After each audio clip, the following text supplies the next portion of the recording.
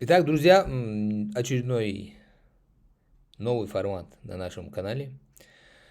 И сегодня я попытаюсь как-то отреагировать, прокомментировать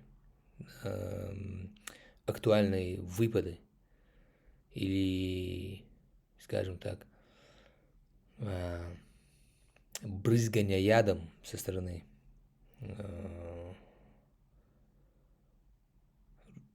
как бы правильно назвать, якобы оппозиционных русских, а на самом деле тех же имперцев, которые просто хотят заменить Путина на его посту, но являются такими же персонажами, имперцами, живодерами и потенциальными убийцами и тиранами своего народа, как тот же Путин и его свита. Сегодня речь о Ходорковском и его канале и всей этой грязи, которая с его канала льется на чеченцев, всей этой пропаганде, все эти нарративы, которые озвучиваются с этого канала против чеченцев. Недавно там появился такой персонаж, который зовут Асланян, фамилия Асланян, имя я даже не запоминал из-за своего презрения к этому персонажу. Ну, по-другому не назовешь, как есть надо, я не хочу упаковывать, да, наверное, нужно было быть более там, деликатным, ну, более там дипломатичным, да, в таких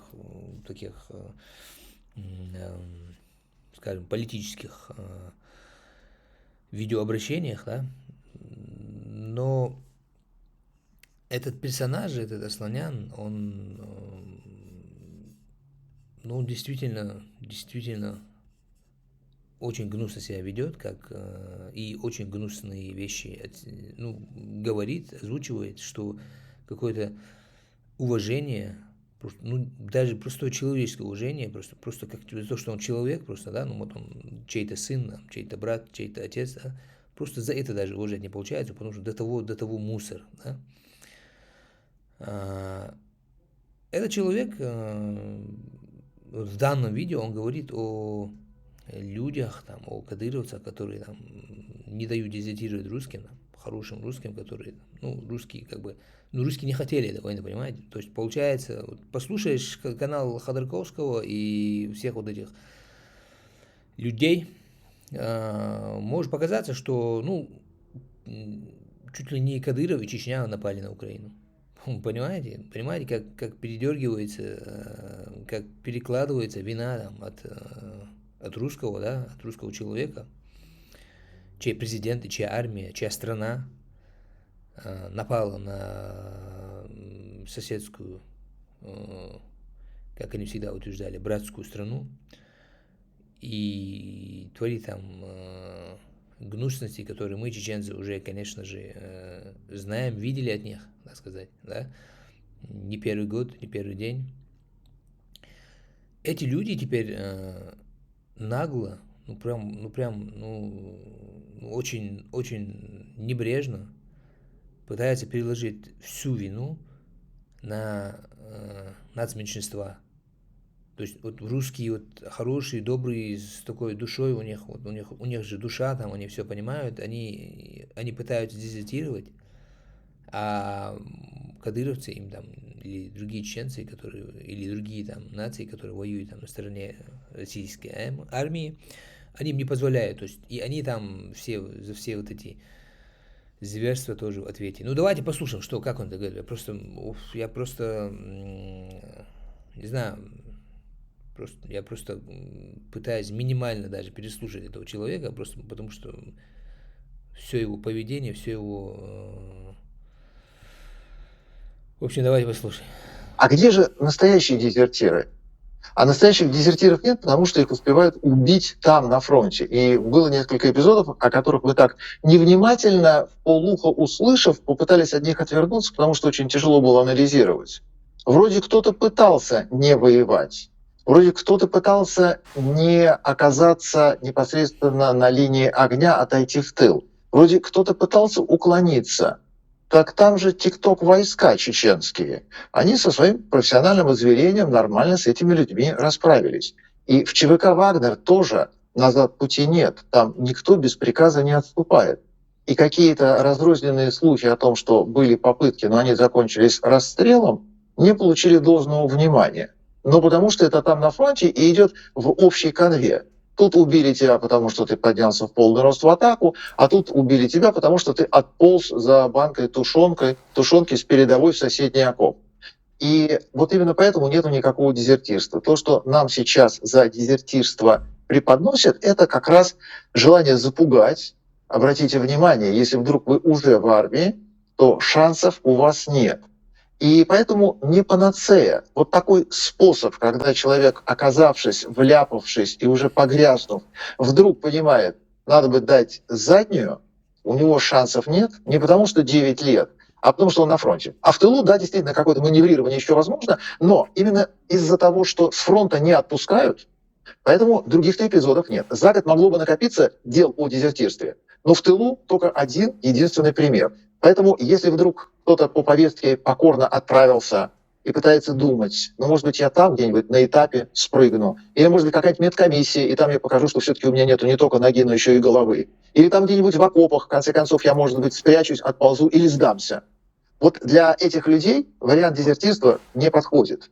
Дезертирство, в принципе, как таковое, это очень решительный шаг. Для того, чтобы дезертировать, для этого нужно принять во внимание слишком много факторов. И вот тут непонятно, что было причиной у этого человека с такой почти звучной фамилией где-то в далеком Барнауле. То ли он по пьянке не возвращался вовремя в строй, то ли у него были какие-то мотивы, но его никто не спрашивал.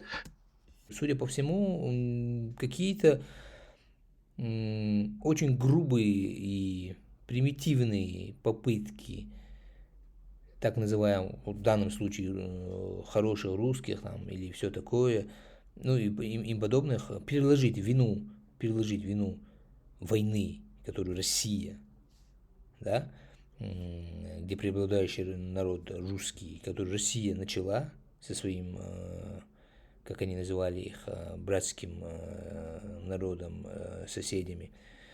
Все эти попытки переложить вину на чеченцев и вообще другие там нации, которые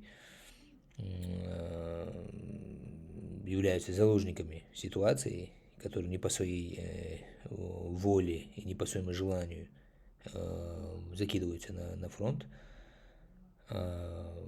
Попытки этих людей переложить вину на них и обвинить их в всех этих там, жестоких этих преступлениях и всех самых злых деяниях и очистить свой народ, как бы заранее понимая, что эта война будет проиграна ими, и им придется отвечать, вот всему народу, всей нации придется отвечать, как в свое время нацистам пришлось отвечать после Второй мировой войны. Всем народам, все немцы платили репарации, были как бы виновниками, объявлены виновниками, кого-то судили, там, кого-то казнили, кого-то, ну, вся вина была как бы на всем народе, и весь народ платил репарации. И чтобы избежать вот таких, судя по всему, последствий для себя, русские, снова же не пытайтесь обвинить меня или моих там, соратников в каком-то национализме и неприязни там, целой нации русских, да, нету ничего против целых наций. Мы сейчас говорим о тех, кто той или иной мере болен империализмом и всем этим шовинизмом и своей мы же великие, мы же с душой этой всей бельбедой. Мы говоря, что вот русские пытаются сделать то, все, мы говорим сейчас не о нации в целом, а говорим именно вот этой категории, которая, к сожалению, сейчас в России это доминирующее большинство. Но есть, конечно, я надеюсь, я очень за вас просто надеюсь, за человечество надеюсь, что есть также большой процент адекватных людей. Ну, это не, как сказать, я не социолог и там, актуальными какими-то данными не обладаю. поэтому туда особо вдаваться не буду. Что я хочу сказать? Ходорковский лайв и вообще все эти работники этого канала, вы не думайте, что мы такие примитивные, что люди такие примитивные, что мы вот вы сейчас тут поразмазываете, и вам все поверят, и вот все вдруг обвинят в этом чеченцев, там, бурятов и все такое. Это они были, это все они начали, там, а русские хорошие, русские чистые, мы демократы, ля-ля-ля, тра-ля-ля, и вот все вам забудется, и вы снова будете на коне. По-моему, все-таки Запад поразумнее, да, похитрее, да, там надо будет покруче соврать, чтобы обмануть их. Я думаю, теперь уже всем все ясно, теперь уже ясно всем, кто вы и что вы как государство из себя представляете и как с вами надо обращаться, да. Просто хочу привести вот пример, вот пару вот этих слов этого Асланяна и то, что он сказал, и прокомментировать это, и в целом вообще прокомментировать эту ситуацию, вот эти попытки, вот эти перекидывания вины на чеченский народ там. И также обратить внимание на еще одно видео уже украинских каналов, YouTube-каналов, украинский YouTube-канал, который я позже тоже включу, там вам послушать. Судя по всему, какие-то украинские журналисты уже поддались вот этим нарративам, в кавычках, этих хороших русских, и тоже начали подхватывать такие, эти их утверждения, что вот там это не Россия, там, это чуть ли не Кадыров там напал на Украину. Нет, Кадыров это просто фигура Кремля, в которую они в любой момент, когда захотят, убирают и заменяют другой фигурой. Там точно так же. Кадырова не выбирал наш народ. Он утверждая то, что там Кадыров и кадыровцы это чеченцы, и вот это волеизъявление чеченского народа, ну до того безбожно лицемерите, что вам самим же стыдно должно быть. Где-то же дно должно у вас быть, где-то же вы должны это дно вот понять, вот что рано или поздно где-то же должно у вас что-то человеческое просыпаться. Как вы можете так лицемерить и снова обвинять чеченцев в том, что там они какие-то злые, там они чеченцы там не дают там русским хорошим парням уходить сбегать с фронта, там они в загранотрядах, они стреляют по ним, все такое, чуть ли чеченцы не заставляют там воевать русских хороших парней там и убивают их и все такое. Вам не стыдно? Когда же вы от нас отстанете, когда же вы слезете с наших этих с нашей головы и исчезнете из нашей жизни, наконец. Да? Слушайте, чеченцы, Кадыров, чеченцы, там, в целом, что он там собрал, сколько там, говорят, пару тысяч человек, которые он закинул, это капля в море всей вот этой российской армии, которая там воюет. Эти чеченцы, которые туда закинули, я там гарантию вам даю, 80% из них насильственно мобилизированы и закинуты. Даже если не 80, даже если эти пару тысяч человек, даже самые идейные, они в 20 лет варились в пропаганде российской, в пропаганде Кремля, и у них не было особого доступа к образованию, чуть ли они воспитывались в этих сильно, как бы это правильно выразить, в сильно религиозных условиях, специально, чтобы они особо не интересовались таким наукой и такими мирскими делами. И эти людей, недалеких, скажем так, честно, недалеких людей, 20 лет спустя, после того, как Москва перемолола всю их родину и устроила один из страшнейших геноцидов, когда-либо устраиваемых на земле, этих молодых людей через 20 лет перевоспитав, переломав и зашугав и все такое, закидывает обратно на свои войны Москва. А вы якобы, которые сейчас против Москвы, вот этой политики Москвы, которые якобы против этого империализма, которые демократы, которые хотят предложить себя вот Западу как новое правительство, когда рухнет Кремль, вы хотите на место Кремля, и вы заявляете себе, что вот вы опция, вот на вас надо ставить, да? Вы позволяете себе такие нарративы, да, вот вы обвиняете чеченский народ, там, вы указываете, подчеркиваете там кадыровцев, которые стреляют в спину там русским солдатам, не дают им сбегать с фронта, избегать войны и все такое. Но если вы думаете, что это вам сойдет с рук, да, я тут не угрожаю, сейчас не надо говорить, что это там специальные чеченские, там, это их народные методы, там, вот как Асланян сказал. Асланян, я бы хотел выговориться, что я о тебе думаю, и что ты из себя представляешь, да, за вот эти слова, ну, как бы, это видео, наверное, будут слушать люди постарше меня, как бы просто перед ними неловко. Ну, ты понял, я думаю, все, что ты можешь себе представить, вот, в своей гнусной голове, вот все это я тебе сказал и думаю. И скажу, если даст Бог нам когда-нибудь увидеться в лицо, да. А если вы думаете, что все вот эти ваши телодвижения, да, все вот эти ваши нарративы, все вот эти ваши, все это ваше поведение, что вам будет просто так сойдет с рук, то вы очень сильно ошибаетесь.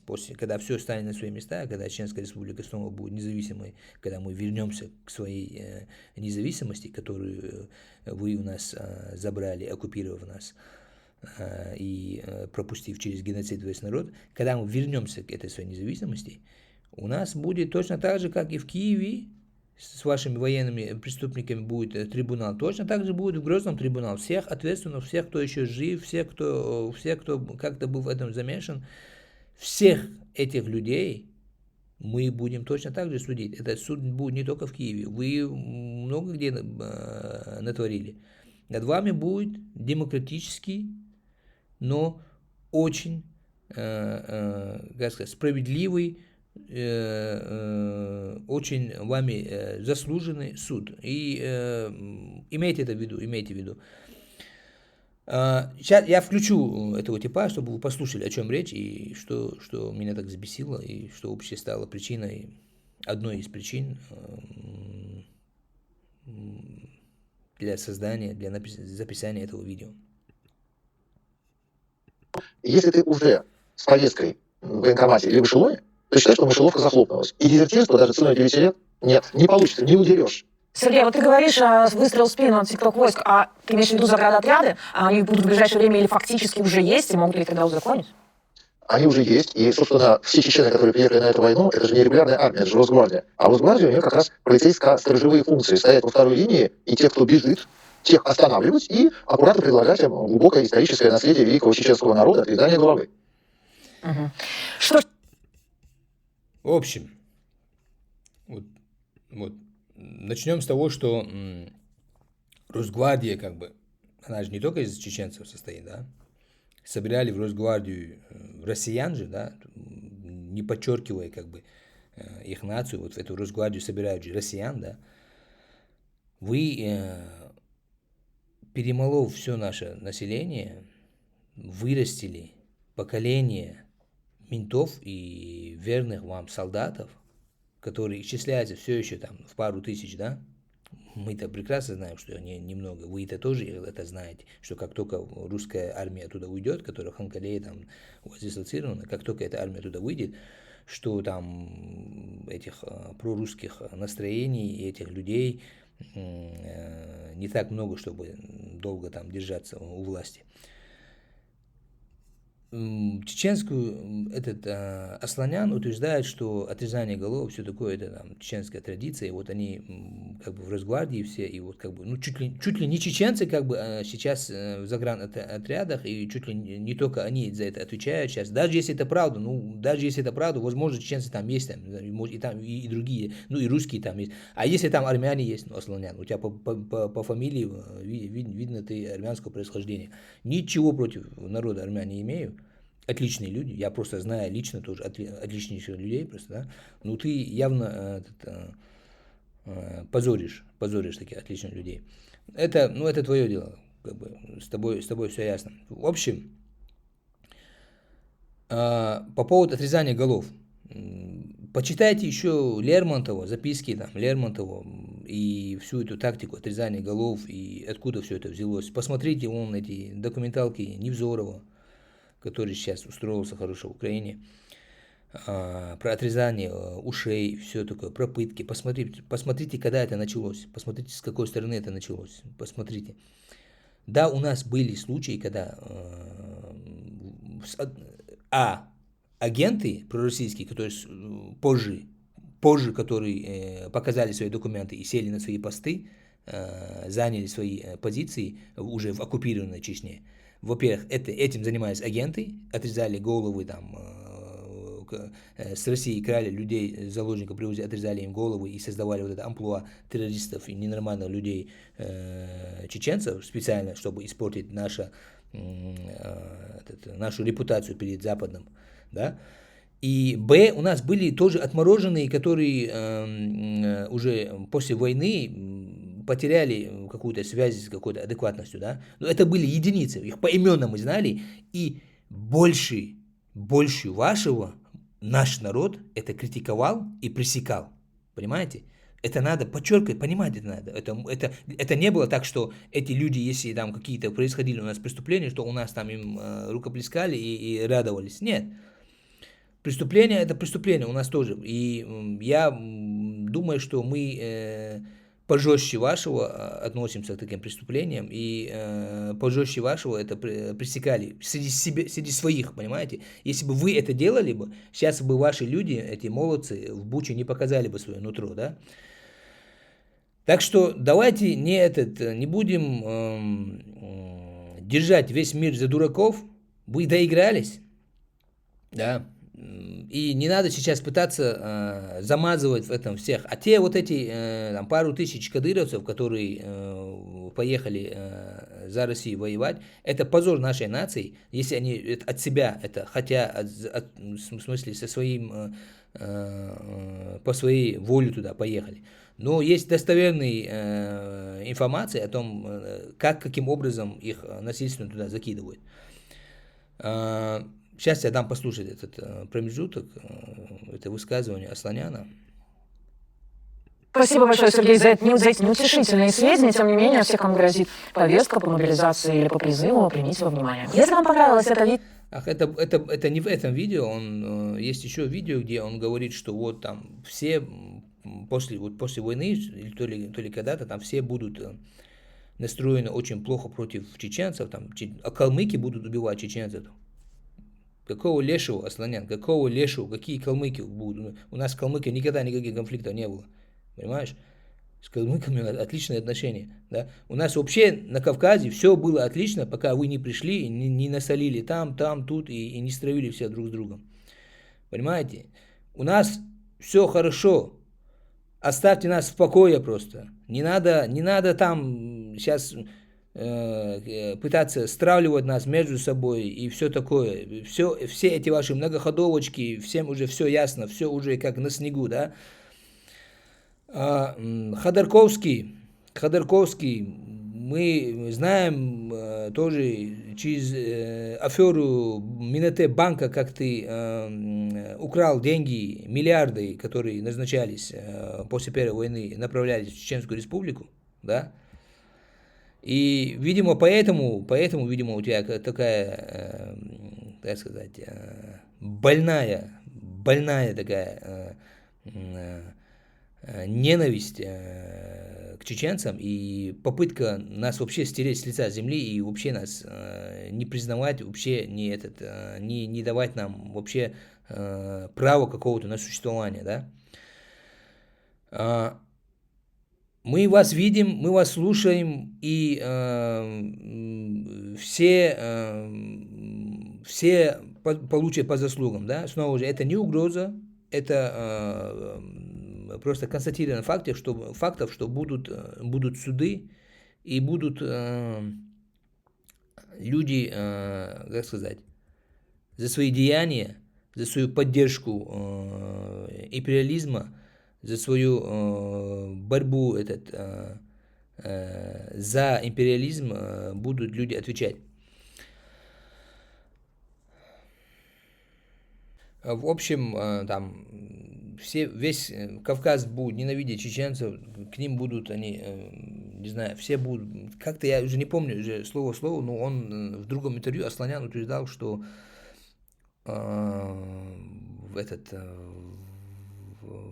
чеченцев будут там, все вокруг них живущие народы будут чеченцев с большим удовольствием убивать. Тут что ты несешь? Ты придурок, что? Ты что несешь? Вы, чеченцы, очень хорошо ладят со своими соседями, если туда не вмешиваются ваши спецслужбы. Понимаете? Если не подливают. Вы вообще за чеченцев не переживайте. Вы посмотрите, что с вами случается, с вашим государством. Да? Перекидывание там вины на маленькие народности, а мы чистые, мы не виноваты, Путин и вот эти нацмены, вот эти маленькие нации, входящие в Россию, это все, они начали войну, в такие эти глупости вам уже никто не поверит. Давайте что-то уже более такое реальное придумайте и перестаньте пытаться обвинять там во всех ваших злодеяниях там, других людей. Кстати, о чем я еще хотел сказать, я до этого упомянул это, то, что какие-то из украинских каналов, новостных каналов поддались на эти нарративы или подыгрывают им, или тоже сотрудничают с ними и тоже являются нечистыми на руки, я не знаю точно, но просто хотелось бы упомянуть и указать и подчеркнуть это, что напомнить нашим украинским друзьям, что вот такие вот высказывания, сейчас я включу. Не стоит забывать и о замороженных валютных резервах РФ в размере $300 миллиардов. Еврокомиссия готовит юридическую базу для передачи замороженных российских активов на восстановление Украины. Некоторые республики и территории, которые планируют покинуть недофедерацию после фиаско, могут решить, что избавятся от выплат репараций. Хотим их разочаровать. Выход из РФ условной Чечни или Татарстана не избавит их от уплаты по счетам. В общем, репарации от чеченцев, выход условно Чечни из России не избавит их от репараций. Вот это украинцы, то, что они подчеркивают снова, это сконцентрируют свое внимание на Чечне, они вот подчеркивают, что Чечня будет платить репарации. Друзья, ну, о чем вы говорите? Чечня уже столетиями страдает от этого агрессора. Снова и снова весь народ перемалывается в этой машине этой геноцида. Я не хочу сейчас называть имена, там, то, все, там, обвинять обоюдные там какие-то, подчеркивать какие-то моменты, где украинцы, этнические украинцы в рядах, будь то царской, будь то советской, будь то русской армии, приходили на Кавказ и творили страшные вещи, и за них мы потом тоже от украинцев репарации не получали никакие. То есть давайте будем все-таки оставаться адекватными, да, и понимать, что Кадыров и вот это, эти его пару тысяч человек и все вот эти его тикток-войска, как вы их правильно называете, что это не чеченский народ и не волеизъявление чеченского народа. Чеченский народ и Чечня, независимая республика Ичкерия на вас не нападала и никогда не нападет, что давайте сконцентрируемся на наших хороших историях, да, на наших на моментах, когда чеченцы воевали и воюют на вашей стороне, за вашу свободу, за свободу, вообще, что самое важное в этой жизни, это для человека, это его свобода. и воевали, и то, что украинцы, добровольцы приезжали, там было 20-30 человек в первую войну, которых мы поименно знали и помним, и ценим. И именно из-за вот этих 20-30 человек, которые приезжали к нам и завоевали на нашей стороне против этих оккупантов, мы из уважения к этим людям уже не говорим никогда, что вот украинцы помогали России, там, украинцы помогали, там, украинцы над нами устраивали там, геноцид, там, то все тыры-пыры, украинцы нам будут платить репарации и все такое. И мы такие вещи не говорим просто из-за этого, как это по-русски правильно выразить, из-за... Ну, есть у нас такое слово подходящее у чеченцев, в английском, наверное, respect, наверное, больше подходит. В общем, надо правильно понимать, что требует от Чечни репарации, которая, в принципе, ничего не имеет. У нас разбомбили, забрали все наши заводы, все, что у нас есть, все эти вся нефть, которая добывается, все ее перерабатывание, все вот эти изделия побочные, которые мы могли продавать, и на всем этом, вся индустрия, на которой мы могли снова восстановиться и начать как бы самостоятельно зарабатывать и расцветать, все это у нас забрано, и это мы будем требовать от Москвы. Наряду с Украиной, рядом с вами, мы наряду будем требовать своих репараций от Москвы, своего восстановления всей этой индустрии, всего разрушенного и всех этих заводов, всего бизнеса. А то, что там сейчас у нас построили там пару этих мечетей, там построили пару домов красивых, там улицы, там тыры-пыры, от этого если вы хотите, можете себе забрать их, да. Это такие фасады, такие декорации, пыль в глаза, которая нам там никому не нужна, да, и только будет напоминать нам о не самых лучших людях, да. Поэтому такие моменты телеканал ИЦТВ, редактору, особенно этого видео, мне хочется сказать, редактору этого видео, мне хочется сказать, что вы должны очень четко, очень аккуратно к таким моментам относиться, потому что в данный момент тоже, по определенным данным, больше тысячи человек воюют на стороне Украины за свободу человечества, да, за свободу и Украины, и Ичкерии, и вообще за весь свободный мир, да, за демократию воюют на стороне Украины против России. Это просто плевок в их лицо тоже, такое утверждение. Так что я просто считаю, что это, наверное, просто недочет, там какой-то слишком активный, импульсивный, в агонии какой-то, куда добавил этот пассаж туда, в это видео. Но чеченцы не нападали ни на Украину, чеченцы не нападали ни на другие какие-то страны, да. Чеченцы сами жертвы уже столетиями, да, жертвы геноцида, жертвы империализма. Если мы сейчас будем брать какие-то этнические там, единицы, которые участвовали на стороне России и помогали им против нас, да, убивать наш народ, то чеченцы могут получать репарации чуть ли не от всех народностей нынешней или постсоветского пространства, да, но это же не так работает.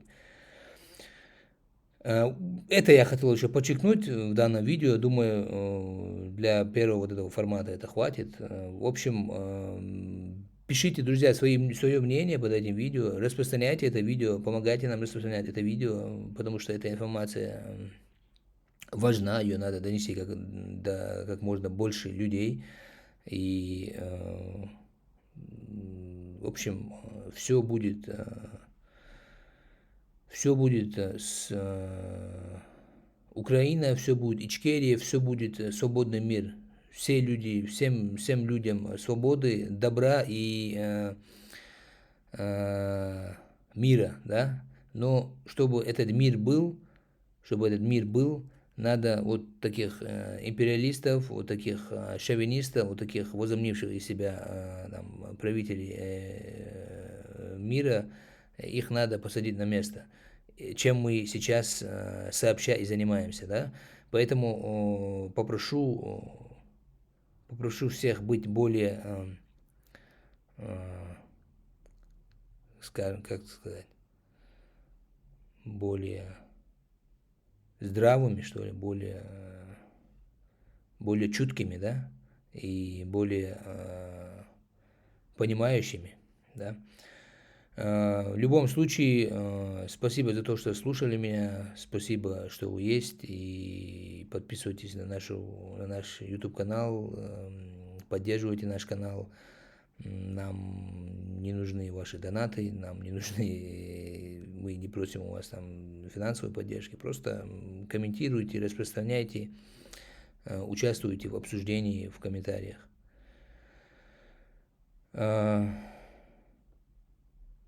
На этом, пожалуй, все. Спасибо за ваше внимание. Всем доброго вечера, или доброго дня, или доброго времени суток, когда вы будете это смотреть. До свидания, до следующей встречи.